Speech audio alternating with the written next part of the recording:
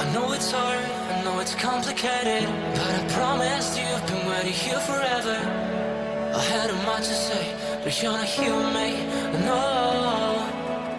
We're invincible, like fire in the snow. Trust me when I say you are my beautiful world, and I'm feeling it all, we should make an effort. It's true you're so far away, and it's true you don't feel the same. But if you take my hand, we can try and go back, starting from scratch. I won't let you go, no I can't let you go, 'cause you're my gravity, and I will never leave. I won't let you go, no baby I will not, because I still believe. You're my gravity. You will never be what I expected. Different frequencies, that's why we ain't connected. You know I will make it through, I got nothing to lose but you. It's true you're so far away, and it's true I can feel the same. It's another day, you know you want me to stay, but I go my way. I won't let you go, no I can't let you go, 'cause you're my gravity, and I will never leave. I won't let you go, no baby I will not, because I still believe. You're my gravity.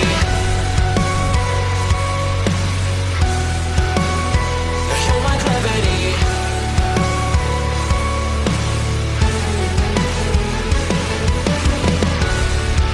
You're calling out my name, but the echo numbs your pain. Sorry, but more than just a shadow, I'm more than just a man. You don't care how I feel, you don't know how I feel. No, you don't know how. I wash away the sorrow till my heart can beat again. You're my gravity. No, you're my gravity.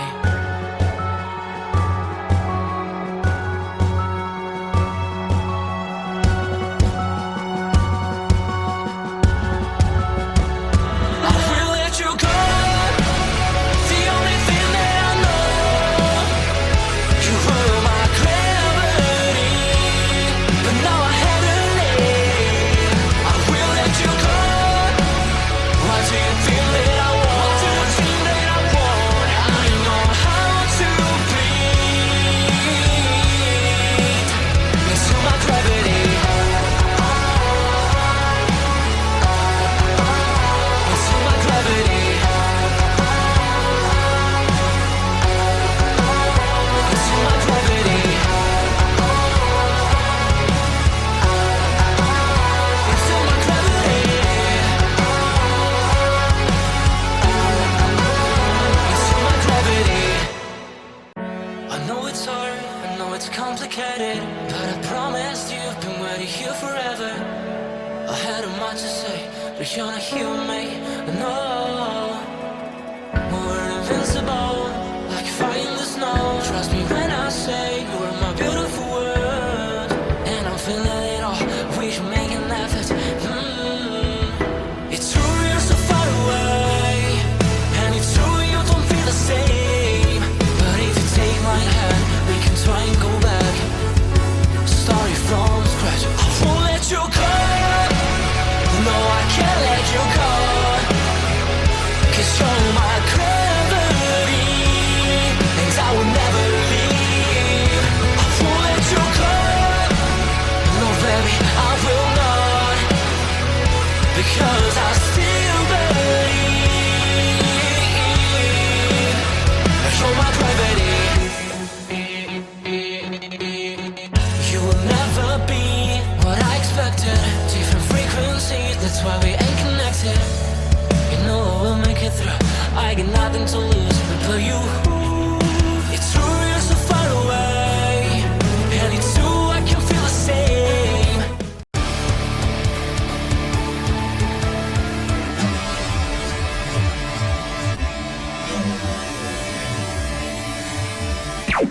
Warning.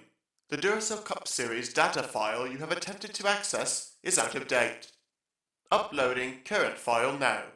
It's a brand new car from stem to stern, and it's never been raced at these speeds. The next gen car is opportunity. Everything is different with the exception of like the seat, the steering wheel, and your helmet. Unknown creates excitement. Talking about my generation.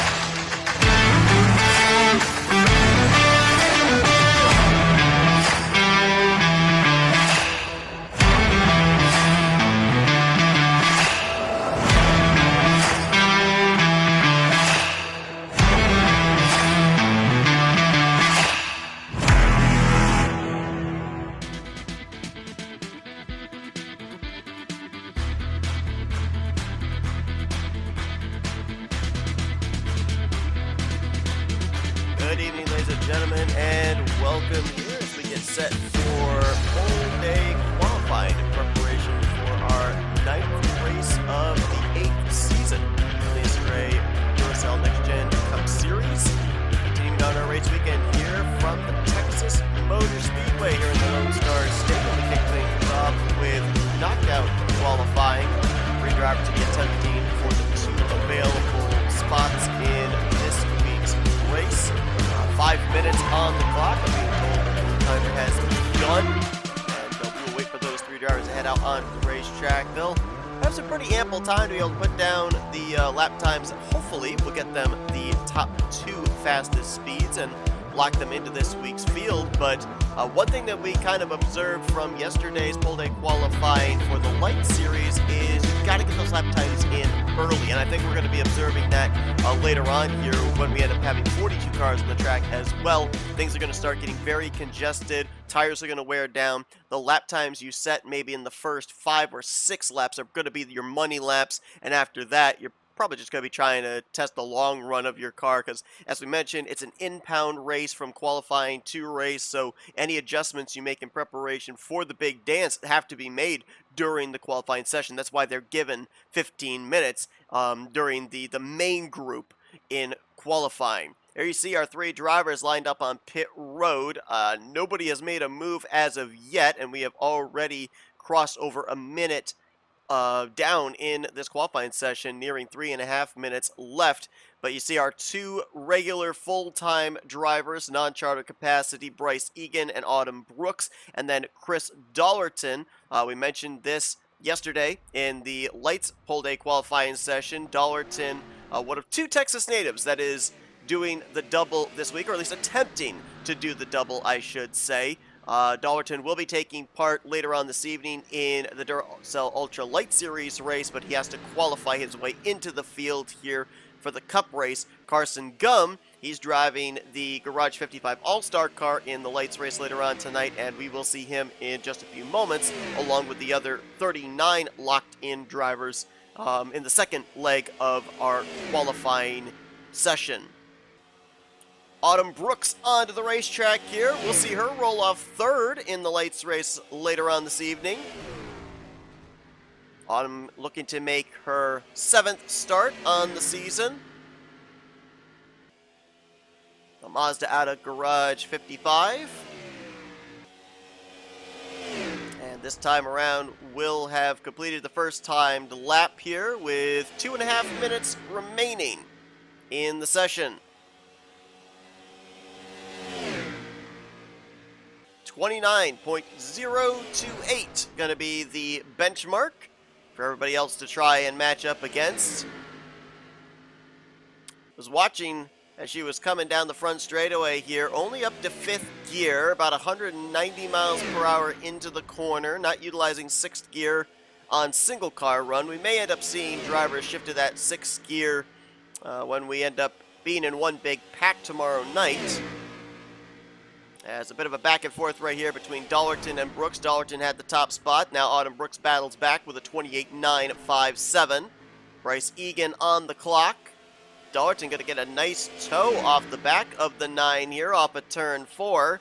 Expect him to jump up maybe into the 28.8s. No, actually he was slower that lap than his previous lap. 29.033 to his previous 29.002. So maybe draft doesn't come into play. Maybe dirty air actually comes into play here, as Bryce Egan, 29.133. Autumn Brooks just betted her lap, 28.899. So she's the first driver in the 28s of these three. 28.583 for Bryce Egan. Top of the board for him. Dallerton still sits third. He bettered his lap to a 28.987. But that is a little less than a tenth off of Autumn Brooks. Saw last week a few drivers in the go or go home session as slower lap time there for Bryce Egan, but Chris Dallerton up to second, 28.834. So now Autumn Brooks is on the outside looking in, and no improvement on her lap there.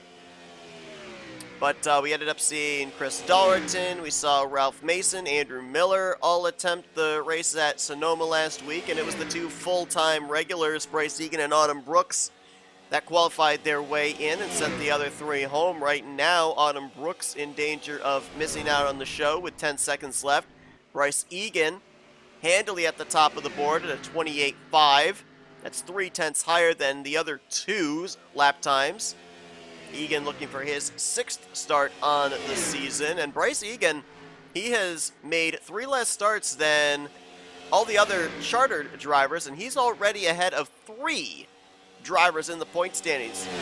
Austin LaPlante, Connor Breton, who's the defending winner of this race from last season, and the defending champion, Jessica Shelton. Looks like Chris Dallerton will indeed be doing the double this weekend, as he will clock in at a 28.834. Bryce Egan at a blistering 28.583. Autumn Brooks will be the driver that will be going home this week. We'll see her later on this evening, though, in the Whataburger 120.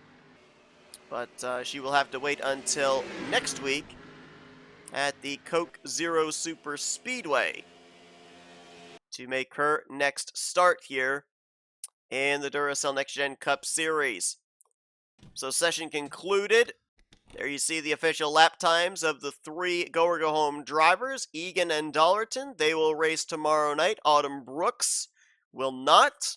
And now we'll find out where Egan and Dallerton will stack up in the 42 car field, as the other 40 chartered drivers ready to take here to the D-shaped mile-and-a-half Texas Motor Speedway. We'll get them all situated in just a moment, and while they all roll out onto pit road in preparation for the upcoming session, we'll step aside for a quick commercial break. Don't go anywhere. Pole day qualifying from Texas Motor Speedway continues right after this. Thank you for tuning in to today's broadcast on NNSCRA TV. If you enjoyed your watching, it would help us out a lot if you'd hit that like button. Also, if you're not already, be sure to subscribe to become a part of the NNSCRA crew today. And if you're on your phone, be sure to click that bell to be notified whenever we have a broadcast here on NNSCRA TV. Once again, we thank you for your support, and we hope you continue to enjoy today's broadcast. We welcome you back here to the Texas Motor Speedway. Time to find out who's going to qualify on the pole for the Buc-ee's 500 tomorrow evening. 42 drivers ready to take here to the racetrack. Things going to get congested very, very quickly. Has 15 minutes on the clock. A lot of storylines coming into this race weekend, especially involving 3 particular drivers. Daniel Voiles, who dominated last week's race at Sonoma to pick up his first win on the season. He is up to 25th in points, but he has to stay in the top 30 for a playoff spot. You go back to 2 seasons ago when Daniel Voiles went to victory lane early on in the year at North Wilkesboro. He wasn't high enough in the point standings. I think he was outside the top 30 in points at the end of the regular season. So he was not eligible for a playoff position. He would go on to victory lane for a second time during the playoffs at Hillside, but obviously wasn't able to battle for a championship spot. This season, winning early on again here at Sonoma. We'll have to see if he will be able to make a playoff appearance in Season 8. Still a long regular season left to go. A couple other drivers that we'll be keeping an eye on here this weekend. One of them being Destin Bolin, coming up that runner-up finish last week at Sonoma. Well-needed run after he had dropped out of the top 30 in points after having that early win at Pocono. He was able to move up 5 spots in the standings with the podium finish last week to 33rd in points, 6 points out of the 30th in the standings cut line, but obviously he needs to continue the success here this weekend. We will see him later on tonight as well in the Duracell Ultra Light Series race, where I believe he is rolling off from the 4th position. And then the other driver that we got to keep an eye on would be Nathan Ormond, our winner from Manassas. Ormond coming into this race perilously close to the cut line. He is 29th in the standings right now, only 4 points to the good above 30th in the standings. So we've got a few drivers that will be a trio of drivers we'll be keeping an eye on in this qualifying session and in tomorrow night's main event race here at Texas in terms of can they stay above the 30th in the standings cut line. Another driver that had a great run last week at Sonoma, Casey Hoyt. Nice to see him back to consistent finishes. Casey ended up finishing inside of the top 10. He jumped up 7 spots in the standings because of that to 19th in points. And he is right now 5th on the board in his HEB Chevrolet Camaro. The defending winner of this race is Connor Breton, so you got to wonder if there's going to be a little bit of an advantage for all of the Northeast Motorsports cars this weekend. Cody Lamas looked like he was en route to a great finish last week at Sonoma, but overshot his pit stall. It cost him valuable time and a lot of track position. The poor performance for Cody Lamas dropped him 6 spots in the standings to 28th in points coming into this weekend's race. Right now he is 10th on the board at a 28.858. Zachary Fitzwater, we saw him get the pole last week at Sonoma, but he didn't lead a single lap, as Daniel Voiles was able to jump him on the first lap and led a good portion of the race. Fitzwater, nonetheless, though, coming into this one, 27th in the point standings, jumped 5 spots in the standings after last week. And our winner from a couple of weeks ago at Indianapolis, James Qualls, jumps from 27th to 21st here on the speed charts. Qualls coming into this race 4th in the standings, 13 points out of the points lead. It's actually really, really close.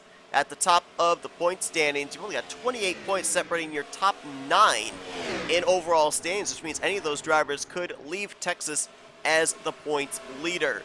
Benjamin Snyder up 2 positions from where he was starting last week, 23rd in points coming to this one. He is 18th on the charts, now dropped to 19th. Right behind him, a fellow Blue Oval in Keith Batson. Batson coming to this one 34th in the standings. Really struggling start to the season for him. And right now he is down near the bottom on the speed charts as well, trying to find something here, as we are only a third of the way through this qualifying session. Austin LaPlante in the 48. 20th on the speed charts right now. Austin coming to this one 41st in points. He has continued to struggle in this machine this season. At some point, you got to think they're going to get this thing turned around. He was one of the more consistent drivers last year, pointed his way into the playoffs, but this season, it has been absolutely atrocious. Ryan Brommer in the 87, the Mug Group Beer sponsorship here this weekend. 6th on the board right now for the driver out of Otto Junction Racing. Had a great run last week, a top 10 run, and he jumped up 2 spots in the stands, 16 points out of the points lead, 5th in overall points. And Anthony McCrory, last week, a solid top 5 run in his Panda Express Mazda, back with the Panda Express sponsorship this weekend. Great run for Anthony, moved him up 7 spots in points. He is 24th in the standings coming into this weekend's race and riding some good momentum. There's Nathan Orman, 22nd on the board for 29th in the standings. We talked about his situation just moments ago. Dylan Poteet, right now 7th on the speed charts in the Cheetos Mountain Dew Toyota Camry out of Fortnite Squad Racing. Dylan Pote coming into this race in the 26th position in points. Only one top 10 so far this season. After last year, he was a multi-time winner. Up ahead of him is Matt Haas in the 8 car. Matt Haas did not have a good weekend at Sonoma. Got involved in an early wreck on lap 1. Was fighting a damaged race car almost the entirety of that race. And he dropped 5 spots in the standings because of the poor performance. Daytona 500 winner comes into this race 20th in the standings. Dylan Young had a good run last week. Finished, I believe, it was just outside of the top 10. Moved up 4 spots in points to 16th in the overall standings coming into this weekend. And Jessica Shelton right now is top of the board at a 28.440. Shelton looking for her 2nd pole on the season, which would tie her with Eric Monaco at 2 apiece. But Jessica Shelton, they've had a lot of good speed in qualifying, have not had luck in races. Jessica Shelton is 39th in points, 1 season removed from winning the championship. We're going to be going to a track that she has formerly won at last season in a couple of weeks at Chicagoland, but boy, there's a lot of drivers that they need to get something going now, this weekend. Cannot wait any longer. Kyle Matthews, Austin LaPlante, who we just saw, defending winner of this race, Connor Breton and Jessica Shelton, all fit that criteria. If they have another bad race, I would hate to take anybody out of the hunt for the championship this early on in the season, but just in terms of momentum, it's not there for any of those drivers I just named. Eric Sadler, right now 14th on the board, the only rookie that's been to victory lane this season so far after he took the checkers back at North Wilkesboro. Eric Sadler didn't have the best of runs last week at Sonoma, and he has now dropped out of the top 10 in points, 11th in the standings coming to this one, but only 1 point out of the top 10. Michael Norman also dropped in the points last week, -5, as he dropped to 18th, and he's a driver that was trying to knock on the door of getting up into the top 10 in overall standings, but as of right now, a bit of a downward trend for the owner-driver out of Michael Norman Motorsports. Daniel Bouchard, his rookie teammate, though, he did have a good run last week. Finished, I believe, was top 15. And he's moved up to 21st in the overall standings. Maybe more importantly, too, he got Rookie of the Race, so he is only 4 points behind Eric Monaco for Rookie of the Year. Only 2 points behind Eric Sadler, who sits 2nd in the rookie standings. And there is last week's winner, Daniel Voiles. 38th on the speed charts right now, though, for Daniel Voiles. Last week, his 3rd career victory. Had 2 victories back in Season 6. Last week, his 3rd win of his career, and as mentioned, in one tidy little package, was not only able to capture a checkered flag, but also gained 10 spots in the stands, moved from 35th to 25th in points, so he's above the cut line, and right now would be in the 3rd wild card position if the playoffs were to have begun last week. Well, the former points leader turned new points leader, Jack Mitchell. We saw after Indianapolis, he lost the points lead to Levi McIntyre, and then after Sonoma, he gained the points lead back, but it is still super close between himself and Levi for that points lead. 3 points, the difference between Mitchell back to Levi McIntyre. Jack Mitchell, of course, the winner this season at Phoenix, and he's 4th on the board right now. Good effort out of that single car entry at Adrenaline Motorsports. Focusing all of it, putting all of his focus on the Cup Series here this weekend. We won't see Jack Mitchell later on tonight in the lights race. Bryce Egan, we saw him qualify his way into the show. Right now he's 19th on the board in that Haas Racing entry. And they're 2nd in the standings, Levi McIntyre.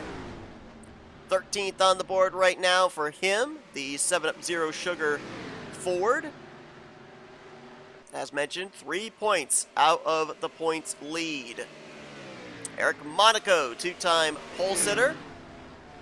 Coming into this one, 15th in points. He struggled last week at the road course of Sonoma.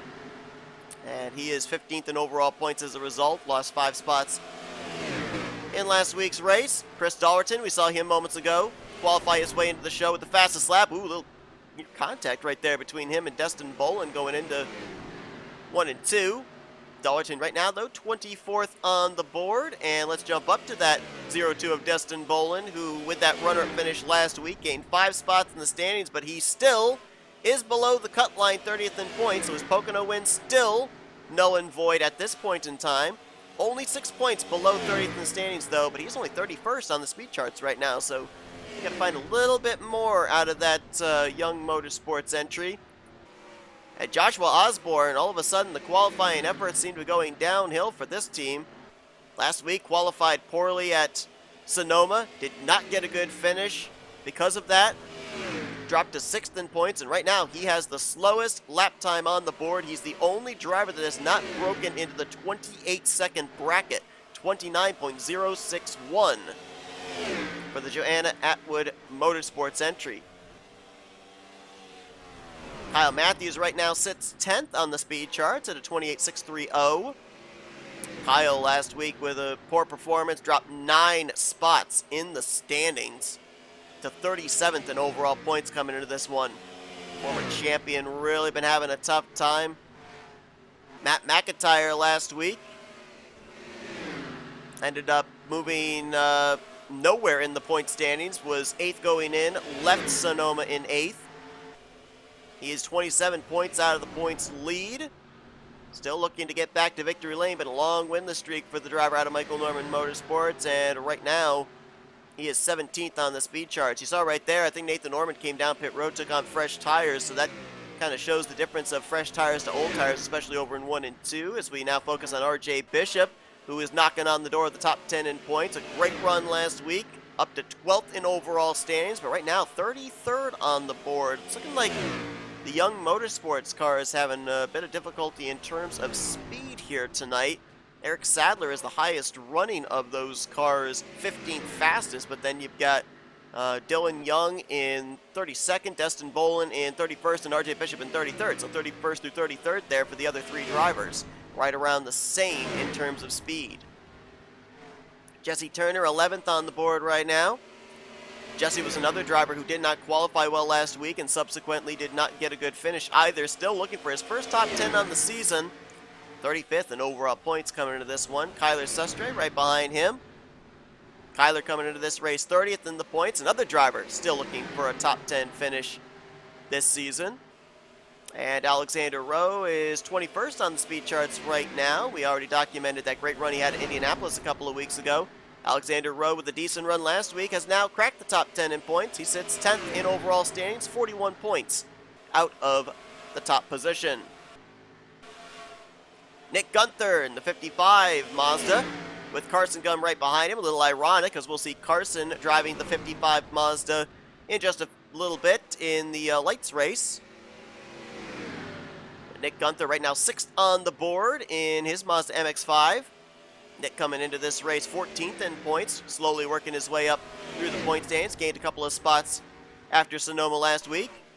And Carson Gum with a solid outing at Sonoma as well, top 10 run. He's 5th on the board here this evening as well at his home track. And Carson also moved into the top 10 in points last week from 11th up to 9th. 28 points out of the top position. Laura Chung, 18th on the speed charts here, is 30 seconds on the clock. Laura Chung, 17th in the overall points coming into this one. But right now, it is Jessica Shelton in the Project Dodge of S3 Motorsports, who has the fastest lap and looks like she will capture her 2nd pole of the season, joining Eric Monaco as a multi-pole winner. James Qualls, the 2nd fastest lap at a 28.485. Charles Sanford, Jack Mitchell, Carson Gum right now. Looks like going to be your top 5 in tomorrow night's starting lineup for the Buc-ee's 500. And could this be what Jessica Shelton needs to be able to finally get something going in terms of some good momentum? Coming in the defending champion, but one of the furthest full-time drivers at the bottom of the point standings. 8 races already in the books. Zero's on the clock. We're just waiting for session to be official.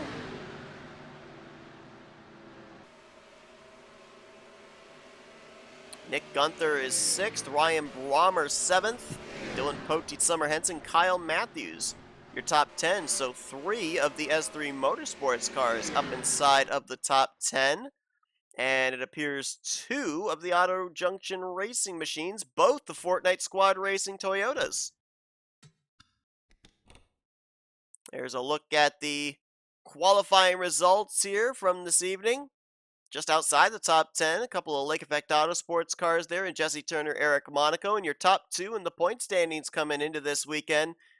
Up there, both inside the top 13. Mitchell 4th, and Levi McIntyre in 13th place. So they're going to be in pretty close proximity to each other. Benjamin Miles 3rd in points down there in 20th. Qualls 4th in the standings in 2nd, and Brommer 5th in points in 7th. So should be a good battle for the points lead tomorrow night.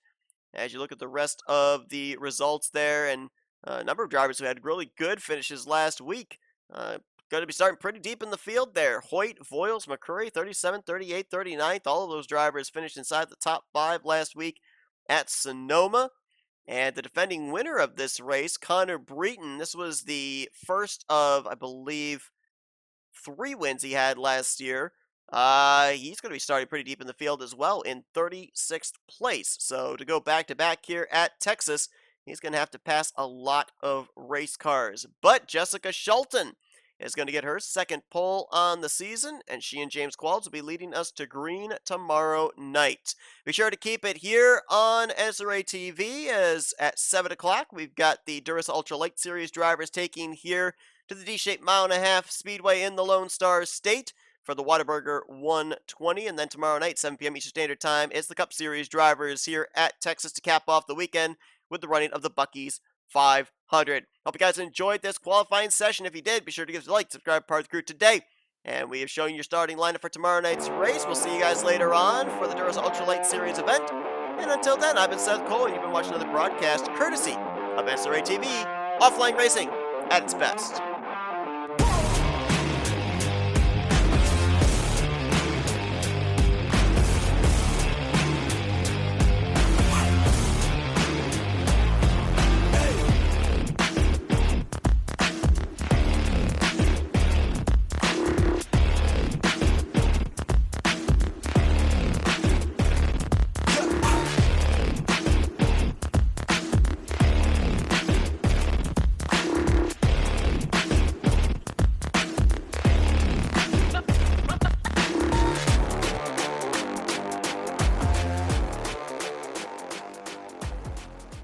The following has been a presentation of NNSCRA TV for the private use of our audience. Any other use of this telecast or any pictures, descriptions, or accounts of the game without the consent of the NNSCRA is prohibited.